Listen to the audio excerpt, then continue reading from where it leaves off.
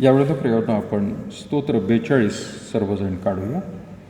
स्तोत्रसहिता 42.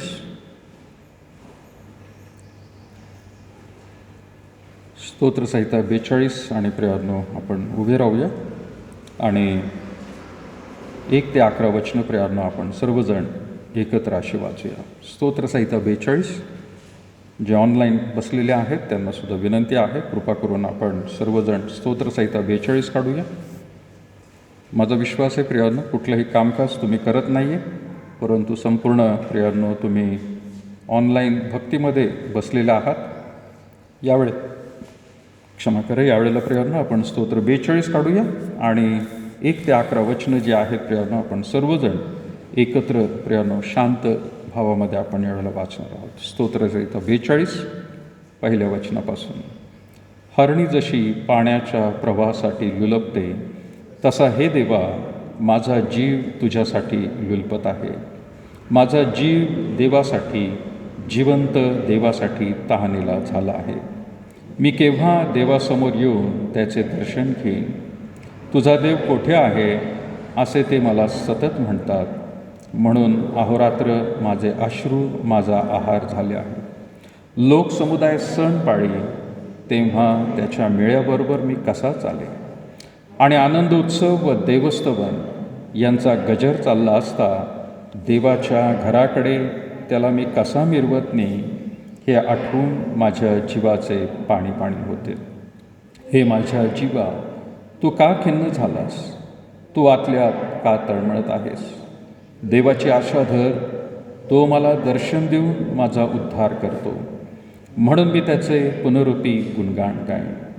हे माझ्या देवा, माझा जीव आतल्यात खिन्न झाला आहे, म्हणून यार्दनेच्या व हर्मोनाच्या प्रदेशात मग विस्राहाच्या डोंगराजवळ मी तुझे स्मरण करतो. तुझ्या धबधब्याच्या आवाजाने जणू काय लोंढा लोंढ्याला बोलवित आहे. तुझ्या सर्व लाटा व कल्लोळ माझ्यावरून गेले आहे, तरी परमेश्वर दिवसा आपले वात्सल्य प्रगट करेल. मी रात्री त्याचे गीत, माझ्या जीवनदात्या देवाची प्रार्थना गात राहील. देव जो माझा खडक, त्याला मी म्हणेन, तू मला का विसरलास. वैऱ्याच्या जाचामुळे सुतक्याच्या वेशाने मी का फिरावे. तुझा देव कोठे आहे असे तेव्हा शत्रू मला एकसारखे म्हणून माझी निंदा करतात. यामुळे माझ्या हाडांचा चुराडा होतो. हे माझ्या जीवा, तू का खिन्न झालास, तू आतल्यात का तळमळत आहेस. देवाची आशा धर, तो माझा देव मला दर्शन देऊन माझा उद्धार करतो, म्हणून मी पुनरुक्ती त्याचे गुणगान गाईन. परमेश्वर वाचली वचने आशीर्वादित करो. खाली बसूया प्रियांनो.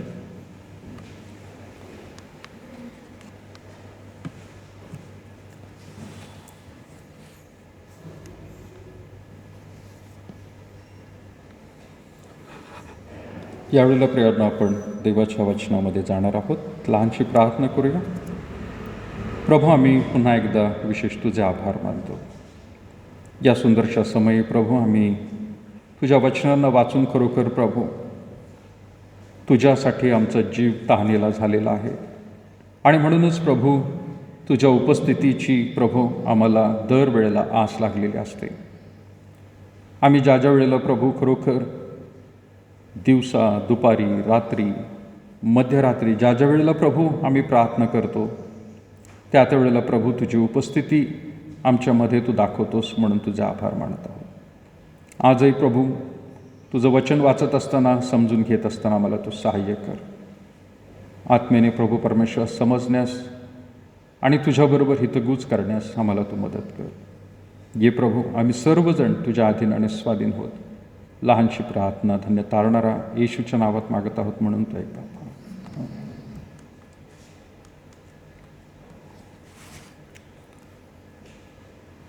प्रियांनो, या आठवड्यामध्ये आपण प्रार्थनाचा आठवडा म्हणून चर्च ऑफ द नॅझरीनने सर्वत्र प्रियांनो घोषणा केलेली आहे.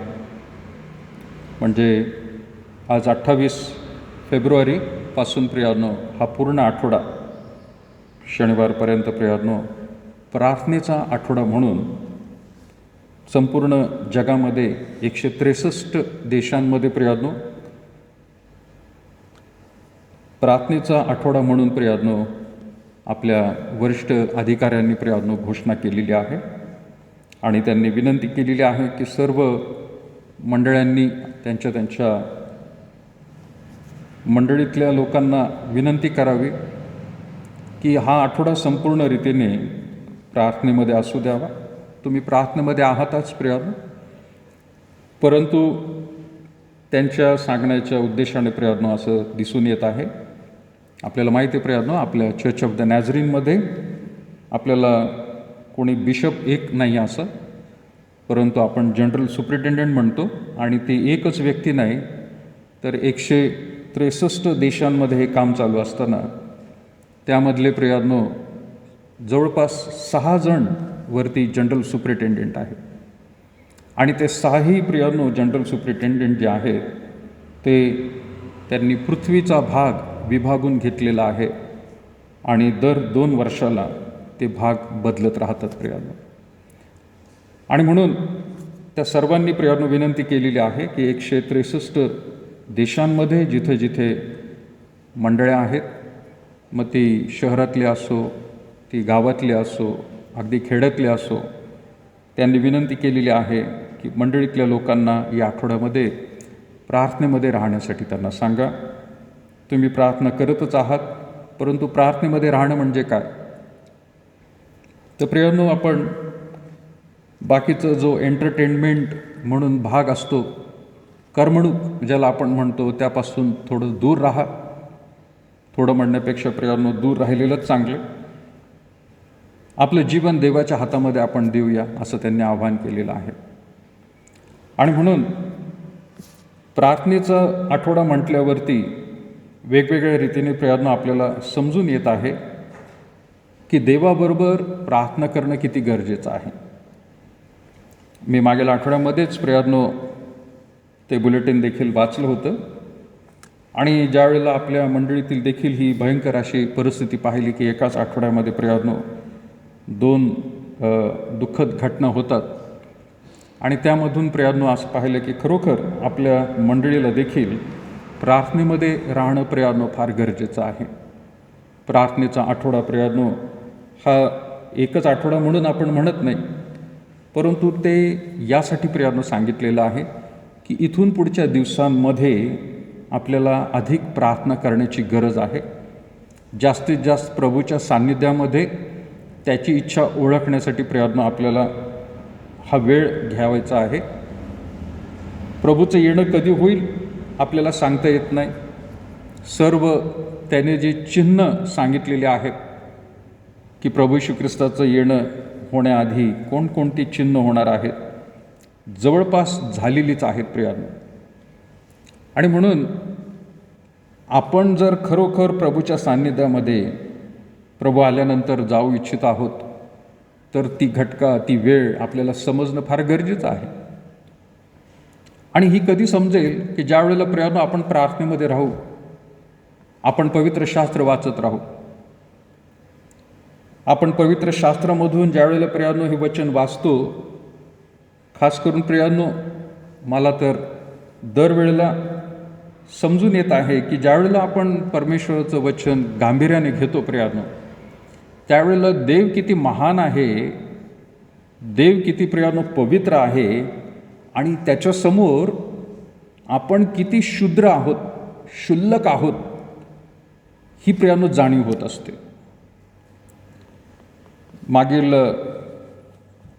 मागील रविवारी का मागच्या 2 रविवारीपूर्वी मला माहीत नाही, नॅशनल जॉग्राफीवरचा संध्याकाळी प्रियानो आमच्या मुलांनी एक कार्यक्रम लावून ठेवला होता, म्हणजे लावला होता त्यांनी, सायन्सबद्दल होता.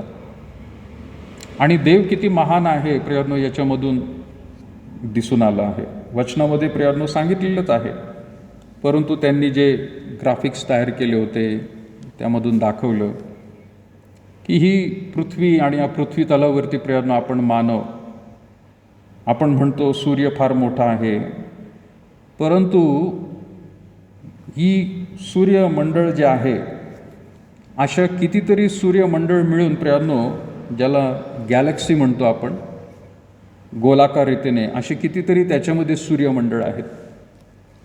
आणि मग त्यांनी शास्त्रज्ञांनी दाखवलं की त्या सूर्यमंडळामध्ये आपले ग्रह तर आहेत, पण त्या गॅलेक्सीमध्ये, आकाशगंगा ज्याला म्हणतात मराठीमध्ये, त्या गॅलेक्सीमध्ये भरपूर दुसरे सूर्य पण आहेत.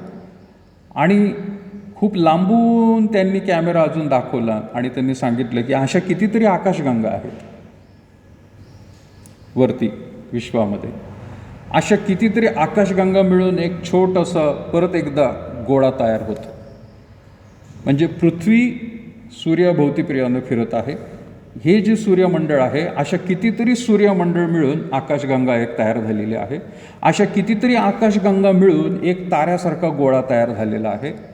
आणि अशी कितीतरी असंख्य प्रियानो या विश्वामध्ये त्यांनी दाखवले की इतक्या मोठ्या प्रियानो समुदाय आहे हा ताऱ्यांचा, सूर्यांचा समुदाय प्रियानो, की त्यांनी शेवटी दाखवलं की तुम्हाला आम्ही आत्तापर्यंत जेवढं दाखवलं ते धबधब्यातून पडणाऱ्या पाण्याच्या तुषारामध्ये समाविष्ट झालेलं आहे. एवढंच आम्ही तुम्हाला दाखवलं. कशामध्ये?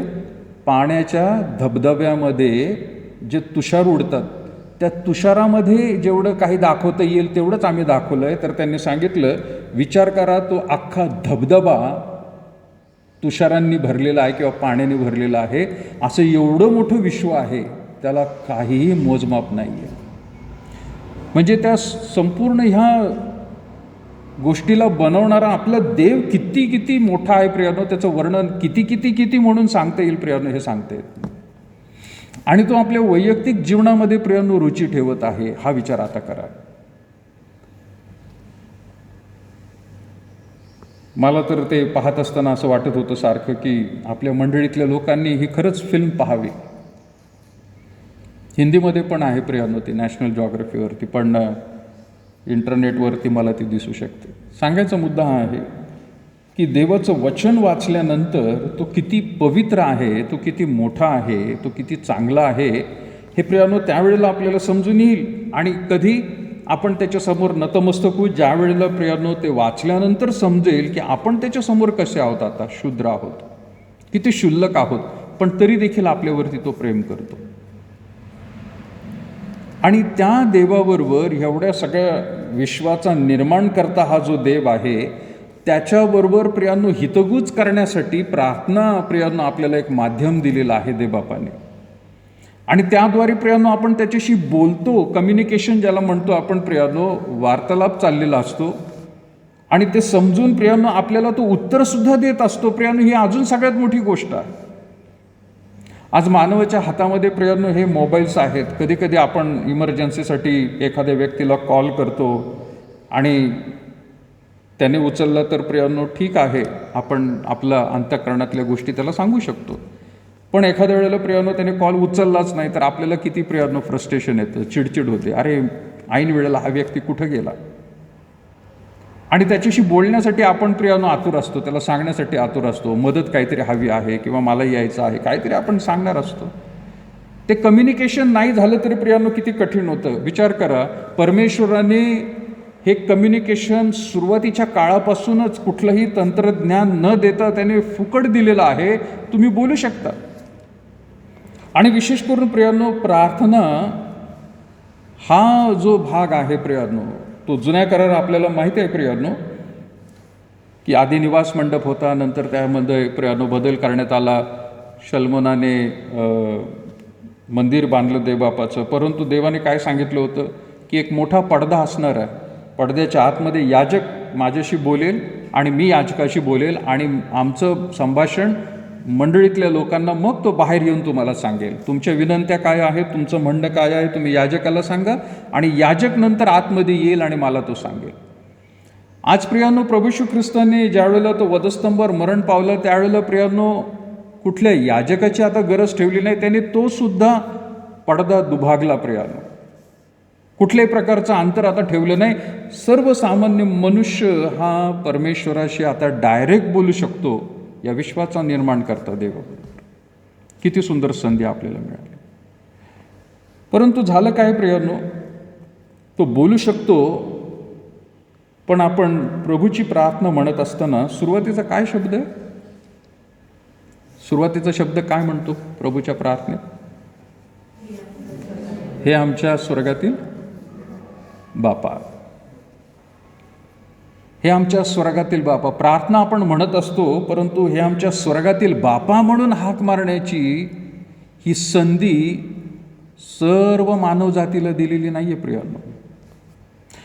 त्याला हाक मारण्याची संधी, त्याच्याबरोबर बोलण्याची संधी सर्व मानवजातीला दिलेली नाही आहे, परंतु जे त्यावरती विश्वास ठेवतात, पश्चाताप करतात, पापांची कबुली करतात, त्याच्या पवित्र मार्गामध्ये चालण्याचा प्रियांनो जे प्रयत्न करत आहेत किंवा चालत आहेत, त्यांना ती संधी मिळालेली आहे आणि ते म्हणू शकतात हे आमच्या स्वर्गातील बापा. सगळ्यांना नाही आहे प्रियानो. कारण ज्यावेळेला मनुष्याला प्रियानो परमेश्वराने घडवलं एदेन बागेमध्ये, त्यावेळेला आपल्या प्रतिरूपाचा, आपल्याशी सदृश्य असा शब्द लिहिलेला आहे. त्याला घडवलं प्रियानो. पुरुष आणि स्त्री दोघांनाही प्रियानो त्या ठिकाणी घडवण्यात आलेलं आहे.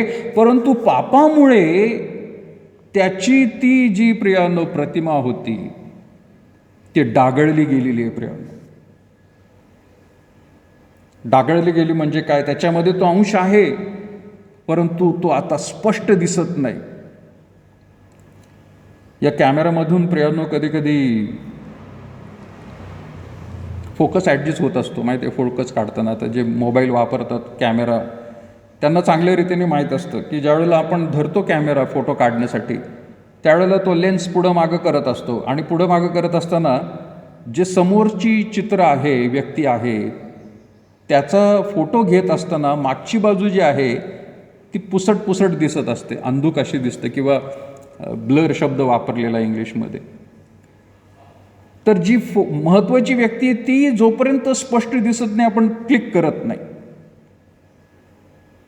पण मागची जी प्रतिमा आहे प्रियांनो, ती जशी एकदम पुसट झालेली असते की ती नक्की कळत नाही. जरी माणसं असतील तर कधी कधी समजत नाही ती स्त्री पुरुष उभे आहेत, मुलगा मुलगी आहे का काय आहे, कारण ती एकदम पुसट झालेली असते. अगदी माणसाची प्रतिमा प्रियांनो देवाने एदेन बागेमध्ये जशी बनवली होती, त्या पापामुळे ती सगळी पुसट झालेली आहे. नक्की आकृती कळतच नाही कशी आहे. आणि तशी प्रियांनो सर्व मानवजात या भूतलावरती पांगलेली आहे, पसरलेली आहे. त्यांना मात्र हे आमच्या स्वर्गातील बापा म्हणून हाक मारण्याची नाही आहे संधी प्रियांनो. देव त्यांच्याकडे लक्ष देतच नाही आहे. परंतु देव त्याच लोकांची प्रार्थना ऐकत आहे की जे प्रियांनो स्वतःला त्याच्या हातामध्ये समर्पित करतात, जिवंत देव म्हणून त्याला ओळखतात, त्यांना प्रियांनो हा अधिकार दिलेला आहे प्रार्थना करण्याचा. आणि म्हणून कुठल्याही व्यक्तीने प्रियांनो ही प्रार्थना देवासमोर मांडली आणि देव ऐकेल असं कधी होऊ शकत नाही. कधी कधी अशा रीतीने प्रियांनो गोष्टी होतात की आपल्याला वाटतं मग आमची प्रार्थना देव का ऐकत नाही? आमची प्रार्थना का ऐकत नाही? आम्ही तर पश्चाताप केला, आम्ही तर संपूर्ण रीतीने देवाला ओळखतो, आम्ही पवित्र शास्त्र वाचतो, आम्ही त्याच्या इच्छेप्रमाणे वागतो, मग आमची प्रार्थना का ऐकत नाही? थोडंसं एक उदाहरण प्रियांनो आपल्या डोळ्यासमोर आपण ठेवूया की जगामध्ये कितीतरी माता आहेत प्रियांनो, आणि त्या माता आपल्या मुलामुलींसाठी प्रार्थना करत असतात. सर्वच माता आपल्या मुलामुलींसाठी प्रार्थना करतात, परंतु प्रियांनो काही मातांनी त्यांच्या मुलांना जर सीमेवरती देशाचं रक्षण करण्यासाठी त्यांना जर पाठवलेलं आहे, तर त्या सीमेवरती त्यांना युद्ध करण्यासाठी पाठवलेलं आहे. प्रत्येक आईची इच्छा असतेच की आपला मुलगा सुरक्षित राहावा, त्याला परत एकदा येण्याची संधी मिळावी, सगळ्याच आईंना वाटत असतं आणि त्या प्रार्थनासुद्धा करत असतील. पण मग सगळ्याच आईंची मुलं परत येतात का? येतात? नाही येत प्रिय. मग असं म्हणायचं का की त्यांच्या प्रार्थना देवाने ऐकल्या नाही? काही जणांच्या प्रार्थना देव ऐकतो मग असं म्हणायचं का? आणि काही जणांच्या प्रार्थना देव ऐकत नाही? नाही प्रियांनो, असं होऊ शकत नाही. परंतु ह्या जगामध्ये राहत असताना देवाने सर्व काही गोष्टींचं फिक्स प्लॅन करून ठेवलेला आहे प्रिय. त्याच्या योजनेमध्ये प्रियांनो आपल्याला माहिती आहे, उत्पत्तीपासून प्रियांनो आपण वाचत आलेलो आहोत. आणि जर प्रकटीकरणाचं पुस्तक जर आपण पाहिलं तर याच्यामध्ये त्याचा फिक्स प्लॅन आहे प्रियांनो. तो कधीही बदलणार नाही आहे, त्याच्यात तो बदल करणार नाही. त्या योजनेमध्ये प्रियांनो तुम्ही आणि मी कुठंतरी आहोत. आणि त्या योजनेमध्ये प्रियांनो जे काही तुम्हाला आणि मला दिलेलं आहे, मग जेवढ्या प्रमाणामध्ये सुख दिलेलं आहे, जेवढ्या प्रमाणामध्ये दुःख दिलेलं आहे, त्याचा अनुभव तुम्हाला आणि मला घेणं गरजेचं आहे. बऱ्याच वेळेला असं एक शब्द इंग्लिशमध्ये सुद्धा वापरला जातो की प्रेयर चेंजेस थिंग्स. परिस्थिती किंवा गोष्टी प्रार्थनेमुळे बदलू शकतात. होय प्रियांनो, बदलल्या जातात त्या. काही काळापुरत्या बदलल्या जातात, काही काळापुरत्या बदलल्या जात नाहीत. परंतु त्याने जो प्लॅन केलेला आहे त्यामध्ये प्रियांनो तो बदल कधीच करत नसतो. सुरुवातीला त्याने जे उत्पत्तीच्या पुस्तकामध्ये सापाला आणि आदम आणि हवा यांना जे काही शाप दिलेले आहेत, त्या शापापासून प्रियांनो तो कधीच बदलणार नाही.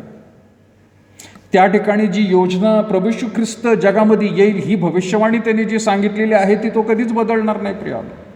मग ती पूर्तता करण्यासाठी त्याला कितीतरी लोकांचा उपयोग करावा लागला. त्याच्यामध्ये प्रियांनो योसेफासारख्या लोकांना, तरुणांना त्यांच्या त्यांच्या तारुण्यामध्ये प्रियांनो त्यांचं जीवन जेलमध्ये खितपत काढावं लागलं प्रियांनो.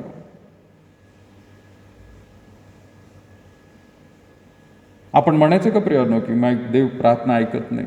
त्याची योजना आहे, फिक्स आहे ती, त्याच्यात तो बदल करणार नाही. पण तरी देखील प्रियांनो आपल्याला दिसून येत आहे की कितीतरी त्याच्या सेवकांना वेगवेगळ्या त्रासामधून, छळामधून, दुःखामधून, भयंकर अशा वातावरणामधून जावं लागलं. त्यावेळेला सुद्धा देवाने किंवा प्रार्थना ऐकली नाही असं म्हणायचं का? योजना फिक्स आहे प्रियांनो, योजना फिक्स आहे. तो बदल घडवतो पण तो काही काळापुरता असतो प्रियांनो. मग काही लोक म्हणतील मग प्रार्थना करण्यात काय अर्थ आहे जर त्याची योजना फिक्स आहे तर? प्रियांनो, काही वेळेला आपल्या प्रार्थना आपण वेगवेगळ्या रीतीने किंवा अयोग्य रीतीने मागत असू कदाचित. याकोबाचं पत्र जर आपण काढलं त्याचा 4था अध्याय आणि 3रं वचन कोणी वाचेल आपल्यासाठी आपल्यापैकी? याकोबाचे पत्र 4था अध्याय आणि 3रं वचन.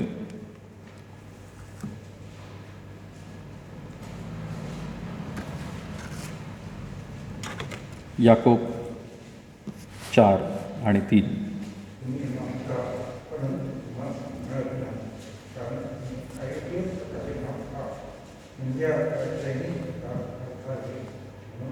Yes, thank you. काय म्हटले प्रियांनो? तुम्ही मागता परंतु तुम्हास मिळत नाही. आपण प्रार्थनेमध्ये मागत असतो, पण काय मागत असतो आपण? विश्वाचा निर्माण करता देव, त्याला आपण काय मागत असतो?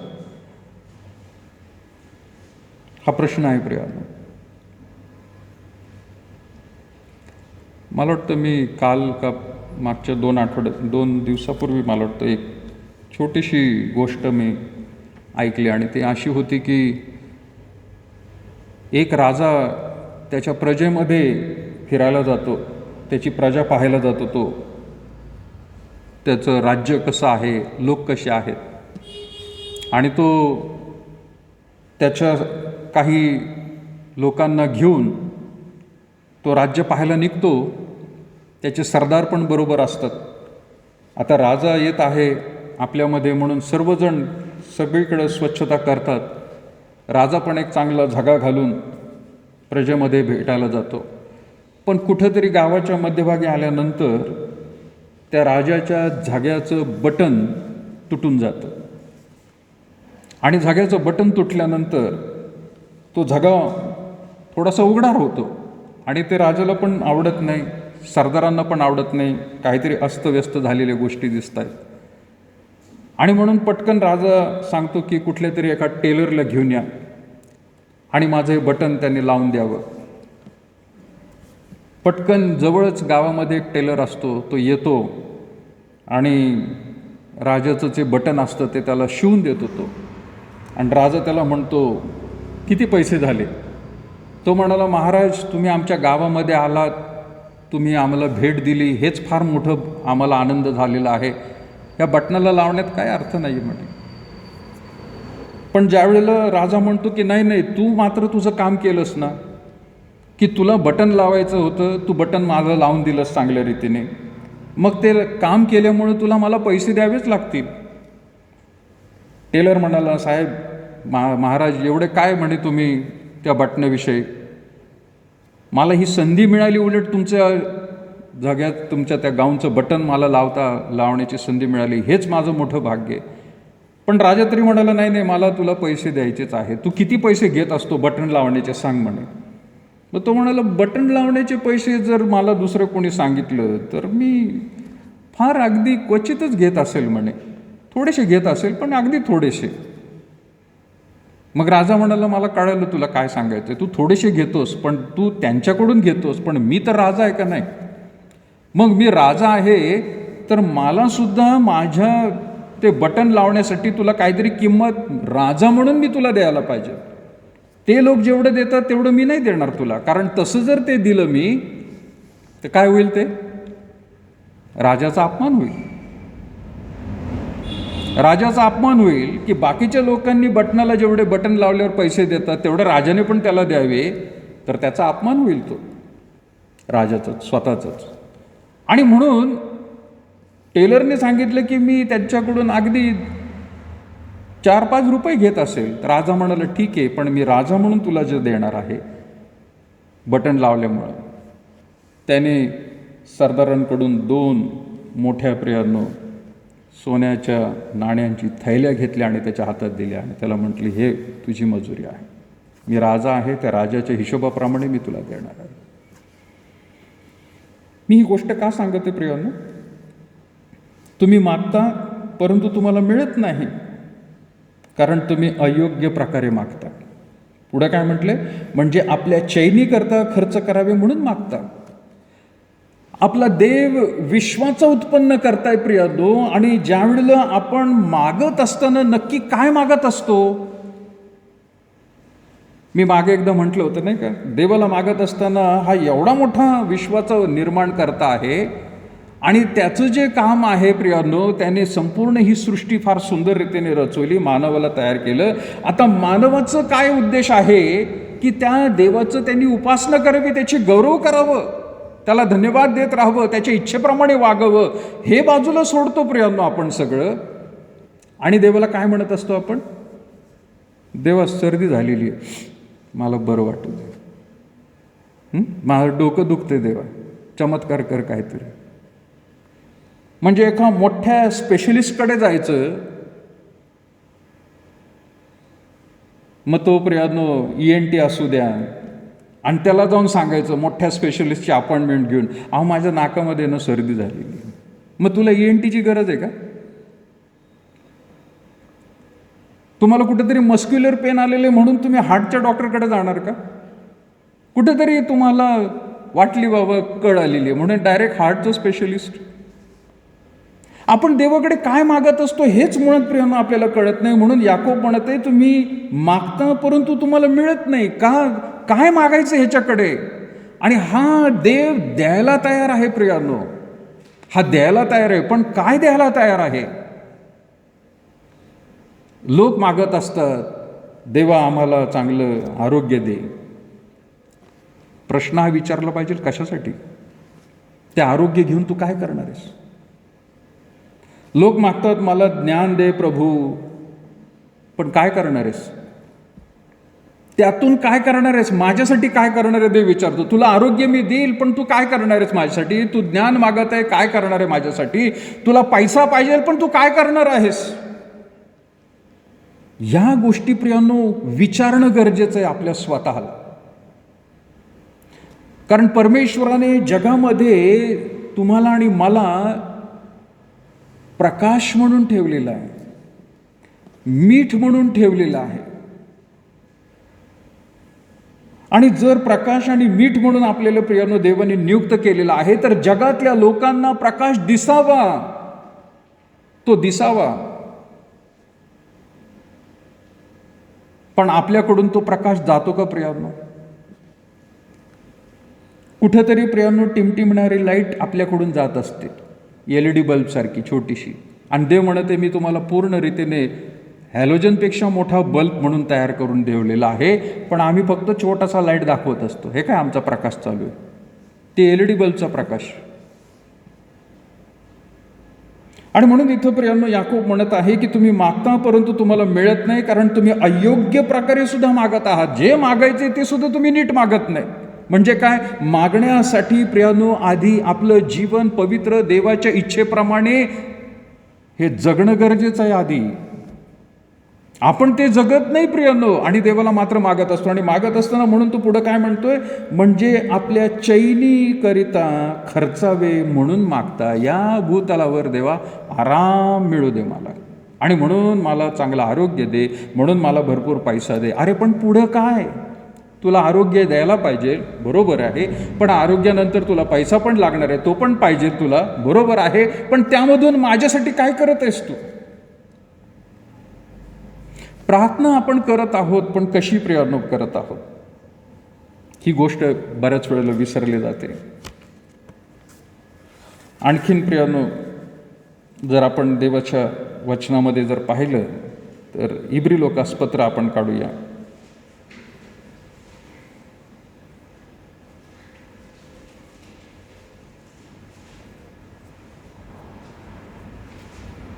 इब्री लोकासपत्र प्रियानो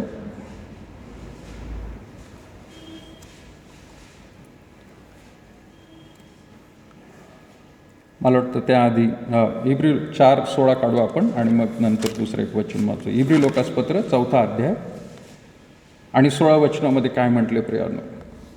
कोणी वाचेल?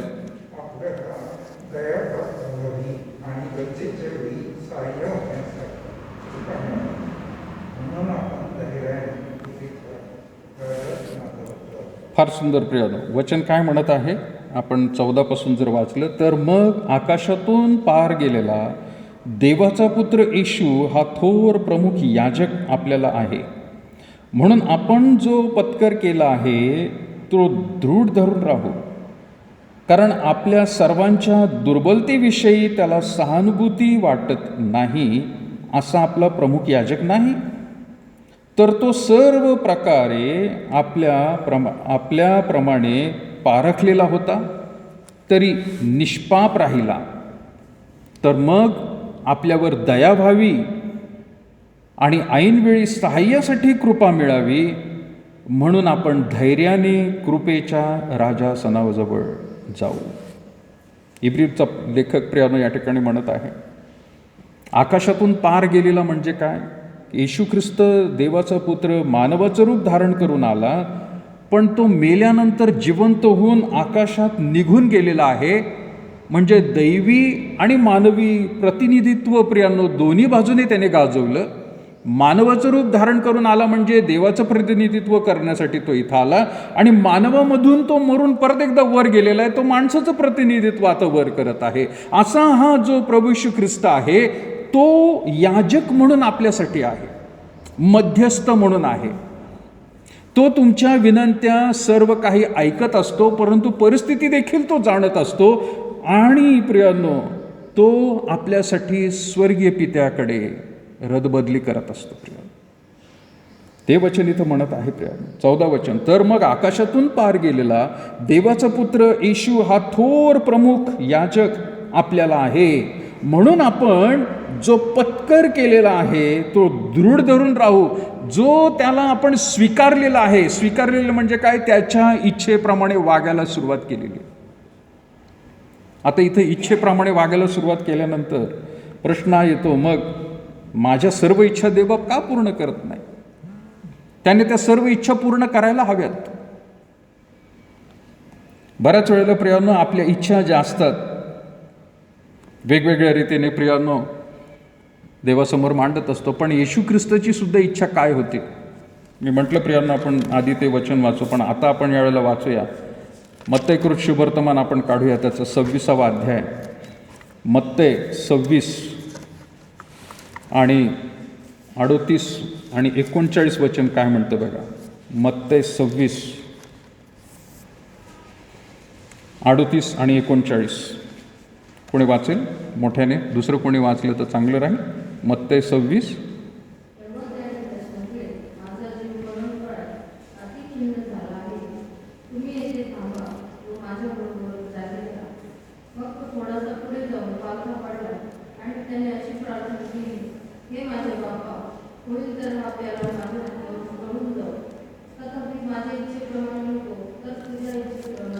Yes, thank you. काय म्हटले प्रियानो? परिस्थिती गेत्सेमने बागेतली परिस्थिती आहे. येशूला आता धरणार आहे, त्याला अटक करणार आहे, त्याचा छळ करणार आहे, त्याला वधस्तंभावरती मारणार आहे.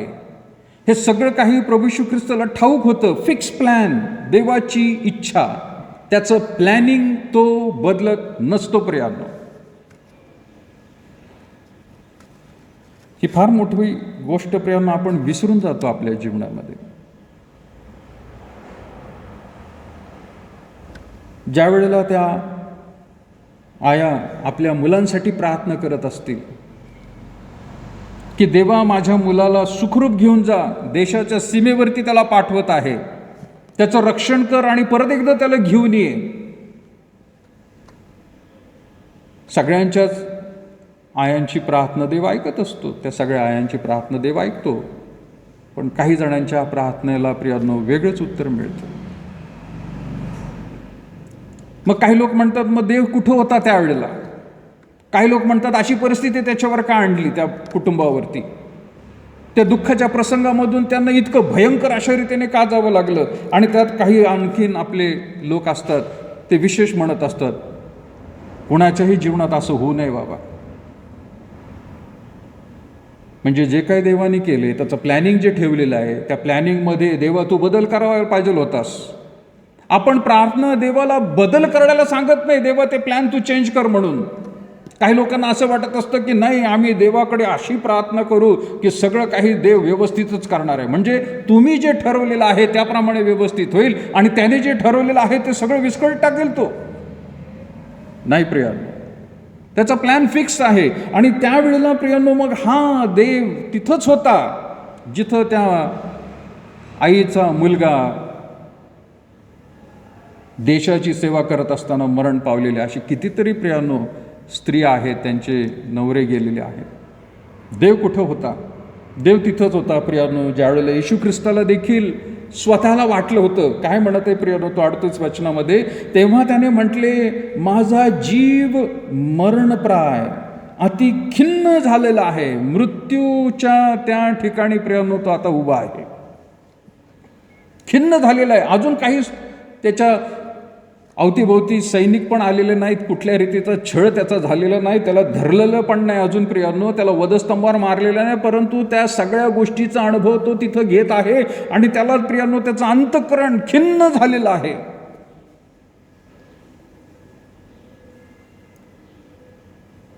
त्याला स्वतःला वाटत होतं देवाने हे सगळं थांबावं. देवाचा पुत्र देव मानवाचं रूप धारण करून आला, त्याला सुद्धा वाटत होतं प्रियानो मृत्यूच्या त्या घटकेमध्ये, पण तो मृत्यूला घाबरत नव्हता प्रियानो. लक्षात घ्या, तो घाबरत होता की सगळं जगाचं पाप त्याच्यावर लादण्यात येणार होतं, त्याला तो घाबरत होता. तुम्ही आणि मी प्रियानो शारीरिक रीतीने वेदना सहन करण्यासाठी किंवा त्या आपल्याला सहन होणार नाहीत म्हणून आपण कदाचित विचार करत असतो की होय मला हे जमणार नाही, या त्रासातून जावं लागेल, मला नाही जमणार.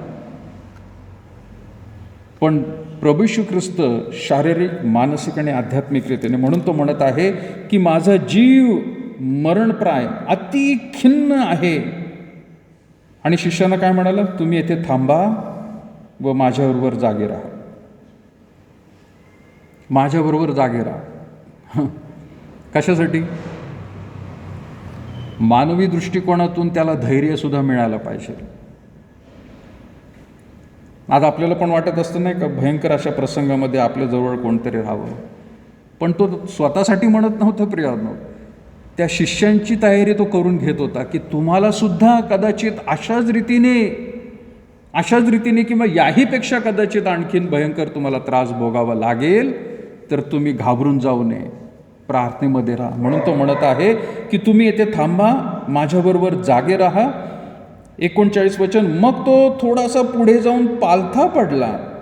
पालथा पडला म्हणजे काय? खाली नमून शरीर पुढं त्याने झुकवलं आणि त्याने अशी प्रार्थना केली, हे माझ्या बापा, होईल तर हा प्याला माझ्यावरून टळून जाऊ, होईल तर. असं नाही म्हणाले, येऊ दे प्रभू, उद्यासाठी मी तयार आहे. अरे तू देवाचा पुत्र आहेस असं म्हटलं नाही तो, मी देवाचा पुत्र आहे, आता काही व्हायला हरकत नाही.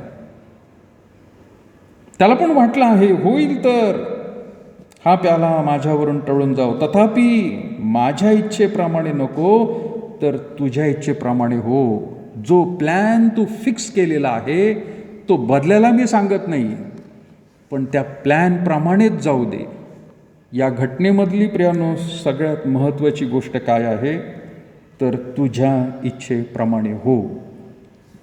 आपली प्रार्थना कितीही देवाला तुम्ही सांगा प्रियानो, कितीही मागण्या देवाला तुम्ही सांगा, कितीही भयंकर परिस्थितीमध्ये प्रियानो तुम्ही स्वतः तुमचे प्रियजन असतील, परंतु ती प्रार्थना संपवण्यापूर्वी ही ओळ प्रियानो विसरू नका म्हणायची की देवा आम्ही सर्व काही तुझ्याकडे मांडलेलं आहे, परंतु तरी देखील आमच्या इच्छेप्रमाणे नाही तर देवा तुझ्या इच्छेप्रमाणे होऊ दे.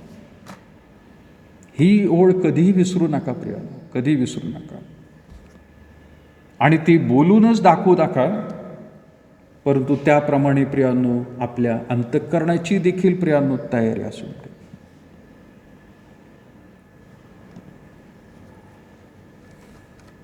या मागील आठवड्यामध्ये प्रियानो एकामागे एक घटना होत गेल्या. कांबळे अंकल सडनली गेले, घरातल्यांना माहीत नाही त्यांना नक्की काय होतंय, बेशुद्ध पडले. ते दवाखान्यात गेलं, डॉक्टरांनी सांगितलं, ते गेले सडनली. पण ज्यावेळेला वाघमारे आंटी प्रियानो गेल्या, एक 10 मिनटं आधी आम्ही दिवसभर वेगवेगळ्या रीतीने मनोहरशी बोलत होतो, पाळकीनबाई आणि मी. 10 मिनटं आधी मनोहरने फोन केला, बाळासाहेब मम्मीची तब्येत खूपच खराब झालेली. आम्ही एकदा आंटीबरोबर व्हिडिओ कॉल केला, त्या ICयूमध्ये असताना. आंटीला म्हटलं धैर्य धरा. कॉल सुरू झाल्या आंटी म्हणत होत्या, बाळासाहेब प्रार्थना करा, बाळासाहेब प्रार्थना करा. आम्ही प्रार्थना करत आहोत म्हटलं आंटी. त्यावेळेला प्रार्थना केली.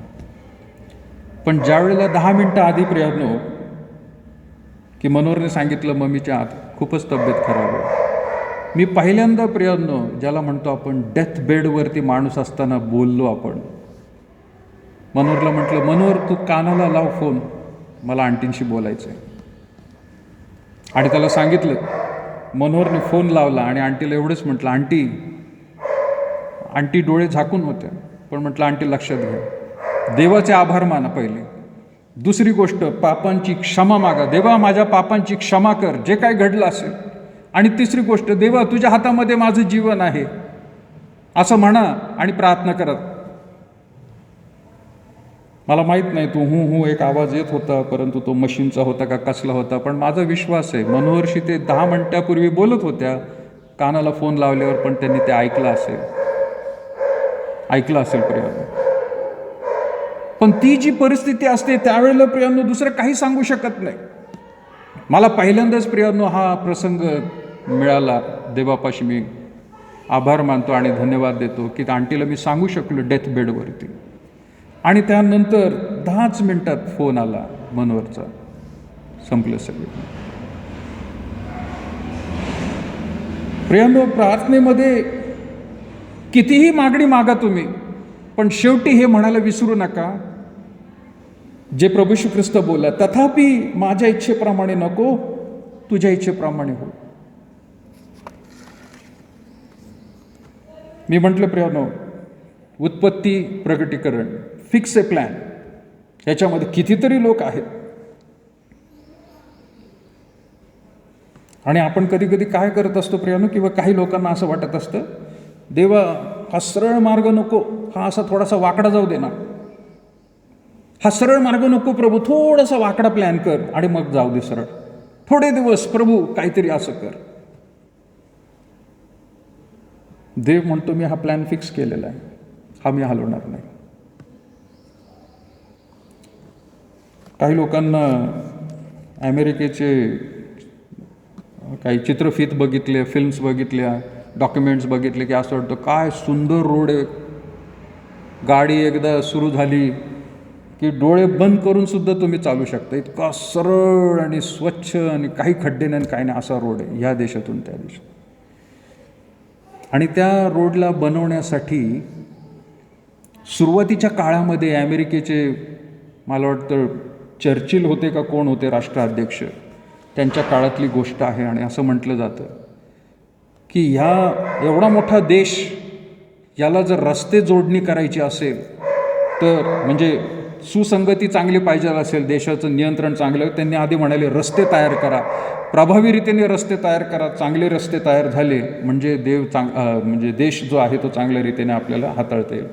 आणि म्हणून त्यांनी रस्ता तयार केला. तर तिथले सुद्धा जे मंत्री होते ते म्हणायचे थोडासा इकडून घ्या ना, आमचं घर इकडे आहे, इकडे आमची प्रॉपर्टी आहे, तिकडून असं घ्या. आणि मग अशी विनंती भरपूर चर्चिल साहेबांकडे, अध्यक्षांकडे आले. आणि ते म्हणाले की एवढा मोठा रस्ता बनवायचा आहे आणि प्रत्येक मंत्री येऊन मला सांगतो इकडं थोडंसं हे करा, तिकडं थोडंसं हे करा. शेवटी वैतागले आणि त्या पुस्तकात तिथे लिहिले वैतागले चर्चिल. आणि जो टेबल समोर त्यांचा नकाशा होता त्या नकाशावरती त्यांनी जे सांगितलेलं होतं रस्ता कसा बनवायचा, त्यांनी त्या इंजिनियरची मोठी पट्टी घेतली आणि त्यांनी सरळ 2 रेषा मारल्या, हा रस्ता तयार होईल. संपलं का? याच्यात काही बदल नाही. आता कुणाचं काय येतं तिथं मला काय सांगू नका म्हणून, हा रस्ता होईल म्हणजे होईल, हा सरळ. आणि मी जो आता मारलाय मला माहित नाही इथं मध्ये मध्ये काय काय आलेलं आहे, तो रस्ता तिथं होणार. मग मध्ये काय असेल ते सगळं तोडून टाका, कोणाचं असू दे, माझं सुद्धा असू दे. तो फिक्स प्लॅन आहे प्रियानो. तसाच माणूस जर अशा रीतीने करतो, आणि म्हणून प्रियानो ते रस्ते एवढे सुंदर आहेत, चांगले आहेत. आज प्रियानो तुम्हाला आणि मला आपल्याला वाटत असतं प्रभू थोडंसं असं, प्रभू थोडंसं तिकडून, नाही असं कर तसं कर. देव म्हणतो माझा प्लॅन फिक्स आहे, तो मी बदलणार नाहीये. आणि तो प्रियानो प्लॅन कसा आहे बघा ना, थोडंसं लक्षात घेऊ आपण. तो उत्पत्तीच्या आधीपासून प्लॅन त्याने सुरू केलेला आहे, तो अनंत काळासाठी आहे. तुम्हाला आणि मला फक्त प्रगटीकरण एवढंच आहे, पण त्याच्याही पुढे प्रियानो मोठा प्लॅन आहे त्याचा. त्या मोठ्या प्लॅनिंगमध्ये प्रियानो आपण म्हणत असतो थोडासा बदल कर. म्हणजे काय? अनंत काळचं जीवनामध्ये जर आपण लक्षात घेतलं, तो अनंत काळचं जीवन आहे आणि त्याच्यात आपलं लाईफ जर बघितलं 1000 वर्षापेक्षाही जास्त जीवन अनंत काळचं. आणि त्याच्यामध्ये आपण काय म्हणत असतो, प्रभू हे 60-70 वर्षामधलं हे जे आहे ना आत्ताचं जीवन, थोडंसं 1 मिलीमीटर 2 मिलीमीटर काय होणार आहे, काय फरक पडणार आहे, काय फरक पडणार आहे. त्याच्यासाठी हे अनंत काळचं जीवन आहे, त्याच्यामध्ये हे एवढेसे बदल करून सगळं डिस्टर्ब करायचं का प्लॅन? ख्रिस्ती लोकांना, विश्वासणाऱ्यांना प्रियांनो, माझ्याकडे ती पट्टी नाही आहे, मला खरं तर आणायला पाहिजे होती. ज्याला मोजमाप करण्यासाठी आपल्या चर्चमध्ये पण एक मोठी पट्टी आहे. काही वेळेला कन्स्ट्रक्शनवाल्यांकडे पण असते नाही का, कापडाची पट्टी किंवा लांब गोल असतो तो. असं अनंत काळचं जीवन दिलेलं आहे आपल्याला. पण बाकीच्या लोकांकडे काय माहिती आहे का, फुटपट्टी आहे. बाकीच्या लोकांकडे कंपासमध्ये बसणारी फुटपट्टी, त्यांचं जीवन तेवढंच आहे, त्याच्यापेक्षा त्यांना काही जास्त माहीत नाही प्रियांनो. पण तुमच्याकडे आणि माझ्याकडे प्रियांनो जो देव आहे त्याच्याकडे एवढे मोठं जीवन आहे. त्या जीवनाचा विचार करून प्रियांनो जर आपण लक्ष दिलं तर आपलं जीवन त्याच्यासमोर काहीच नाही, काहीच नाही आहे प्रियांनो. आणि आपण त्याला सांगू शकत नाही, त्याला कोणी विचारू शकत नाही, देवा तू असं का केलंस. त्याला कोणाला उत्तर द्यायची पण प्रियांनो गरज नाही आहे. कोणी विचारू शकत नाही त्याला, आणि विचारले तर त्याला परत एकदा उत्तर देणं सुद्धा देवाकडे नाही आहे प्रियांनो. पण त्याला सगळं माहीत आहे, त्याला काय करायचं आणि कुठं करायचं. अशा रीतीने प्रियांनो ही जर योजना परमेश्वराची समजून घेतली विश्वासणाऱ्यांनी आणि पवित्र शास्त्र वाचून प्रियांनो त्यांना जर समजत असेल तर त्यांची प्रार्थना, त्या विनंत्या प्रियांनो आपण फार वेगळ्या रीतीने मांडायला सुरुवात करू. आता आपल्याला फक्त वाटत असतं आपल्या गरजा मिळवण्यासाठी देवाने आपल्याला प्रार्थनेची ही संधी दिलेली नाही. प्रियांनो, तो संपूर्ण योजना लक्षात घ्या आणि मग बघा आपण कुठं आहोत आणि याच्यामध्ये खरंच बदल करणं गरजेचं आहे का. आपण मुळातच प्रियांनो त्याची योजनाच वाचलेली नाही, पवित्र शास्त्रच नीच वाटत नाही. वाचलं तर थोडंसं वाचतो आणि नंतर आपण सोडून देतो. प्रियांनो, ती योजना समजून घेतली नाही तर आपल्याला प्रियांनो बदल सांगण्याचा अधिकारच नाही आहे त्याला. ती योजना समजून घ्या आणि देवाला म्हणा, देवा ही तुझी इच्छा असू दे. आणि हे वाक्य कधी विसरू नका प्रियांनो, तथापि माझ्या इच्छेप्रमाणे नाही, तुझ्या इच्छेप्रमाणे. या आठवड्यामध्ये प्रियांनो लक्षात घ्या, प्रार्थनेचा आठवडा आपण म्हणतो. आपला वेळ जास्तीत जास्त प्रभूच्या सान्निध्यामध्ये घालवा, त्याचं वचन वाचण्यामध्ये, प्रार्थना करण्यामध्ये. दिवस फार भयंकर आहेत. मी कोविडमुळं म्हणत नाही आहे प्रियांनो, कोविड आज आहे, उद्या नसेल कदाचित. पण प्रभूचं प्रियांनो जो योजना आहे त्याच्यामध्ये दुसरं आगमन जे होणार आहे प्रभूचं, ते कधी होईल सांगता येत नाही. आणि आपण मागं राहायला नको. चिन्ह सगळी होत आलेली आहेत प्रियांनो. आज कोविड आहे, उद्या कोविड नसेल, दुसरं काहीतरी ह्याच्यापेक्षा भयंकर येईल प्रियांनो. मग परत एकदा देवाच्या चरणाजवळ जायचं का नाही. त्या मोठ्या योजनेमध्ये ख्रिस्ताचं आगमन होणार आहे, त्याकडे लक्ष द्या प्रियांनो, त्याकडे लक्ष द्या. तो कधी येऊ शकतो. आणि म्हणून आत्ताच देवाच्या सान्निध्यामध्ये तुम्हाला 40 दिवसाचे उपवास करायला नाही सांगत आहे देवाने. मी सांगत नाही आणि देवही सांगत नाही प्रियांनो. सध्या 40 दिवसाचे उपवास चालू आहेत. अरे पण ते उपवास करून करता काय तुम्ही? कसले उपवास करता प्रियांनो? कुठं सांगितले देवाने? जे करायला सांगितले ते करत नाही आपण, जे नको करायला तेच करत राहतो. बायबलमध्ये कुठंच दिलेलं नाही उपवास करा म्हणून. पण आपण जो प्रार्थनेचा वेळ म्हणत आहे प्रियांनो, देवाची इच्छा समजून घेण्यासाठी नुसती प्रार्थना नाही, वचन वचन वचन. मगाशी आपण गीत गायलं, वचन तेरा हमको बढ़ना है तेरे वचनों में, हम बच्चे है तेरे. आम्ही तुझे मुलं मुली आहोत प्रभू, तुझ्या वचनामध्ये वाढव. आणि जो वचनामध्ये वाढतो तो प्रार्थना प्रियांनो करू शकतो. त्याच्या जीवनामध्ये मग पुढं काही येऊ द्या, तो त्याला घाबरत नाही, न त्याला बदल करायला सांगतो. तो देवाला एवढंच म्हणतो, देवा तुझ्या इच्छेप्रमाणे हो. हा माझा अनुभव आहे प्रियांनो. आज मी मुद्दामून जी आपली सिरीज चालू आहे आशा आणि वेगवेगळ्या रीतीने 7 अभिवचनं मी बाजूला ठेवली आणि म्हटलं नाही, आपण प्रार्थनेवरती जर आठवडा हा प्रार्थनेसाठी दिलेला आहे, आपल्या अधिकाऱ्यांनी आपल्याला कळवलं, त्या अधिकाऱ्यांनी कळवलं म्हणून नाही, पण खरंच काळाची गरज आहे प्रियांनो, काळाची गरज आहे. आपल्या प्रियजनांसाठी, मंडळीतल्या लोकांसाठी, नातेवाईकांसाठी, स्वतःसाठी प्रार्थना करा. कोविडपासूनच नाही, पापापासून वाचलं पाहिजे प्रियांनो. कोविड क्षुल्लक आहे, त्याच्यापेक्षा भयंकर पाप आहे प्रियांनो. कारण कोविडमधून माणूस वाचूही शकतो, पण पापापासून माणूस नाही वाचू शकत. तो अनंत काळासाठी कायमचा नरकामध्ये जाऊ शकतो. कोविडसाठी औषधोपचार आहेत, पण पापासाठी एकच औषध आहे, ते म्हणजे प्रभू येशू ख्रिस्त. त्याला जर ओळखलं, ते जर वॅक्सिन घेतलं, कुठल्याही प्रकारचा आजार होणार नाही. परमेश्वर करू तुम्हाला सांगतो. प्रार्थना करूया. थोर अनुग्रहकारी प्रभू, आम्ही पुन्हा एकदा तुझे आभार मानत आहोत या वेळेसाठी. तुझ्या कृपेत आणि दयेमध्ये प्रभू पुन्हा एकदा तुझ्या वचनावरती मनन करण्यास आम्हाला ही सुंदर संधी लाभू दिली. आभार मानत आहोत प्रभू.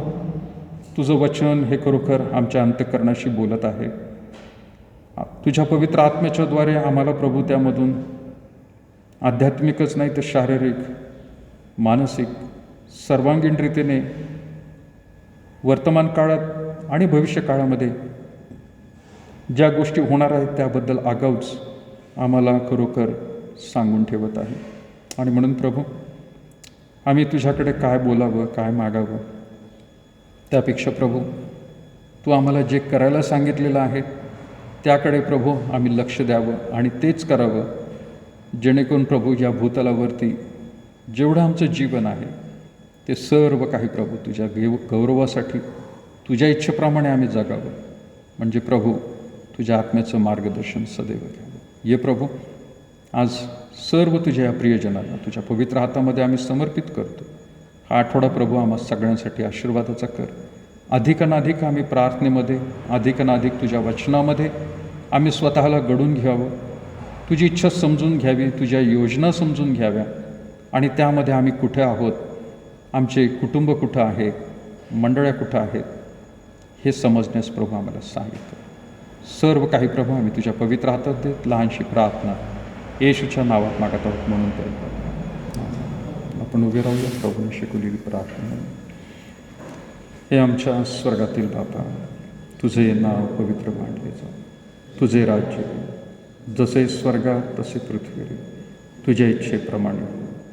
आमची रोजची भाकर आज आम्हास दे, आणि जसे आमच्या ऋणास ऋण सोडले तसे तू आमचे ऋण आम्हास सोड, आणि आम्हास परीक्षित नकोस तर आम्हास वाईटापासून सोड, कारण की राज्य, सामर्थ्य आणि गौरव ही सर्व काळ तुझीच आहे. आपल्या परमेश्वराचं प्रेम, प्रभू येशू ख्रिस्ताची कृपा आणि पवित्र आत्म्याची सहभागिता आता आणि इथून पुढं सदैव तुम्हा सर्व लहान थोर प्रियजनांबरोबर असो. आमेन. खाली बसूया प्रेम.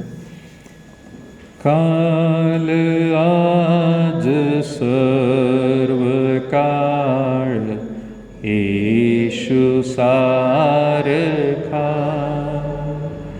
सर्व बदलती तरी येशू सारखा. धन्य त्याचे नाम, धन्य त्याचे नाम, सर्व बदलते तरी येशू सारखा.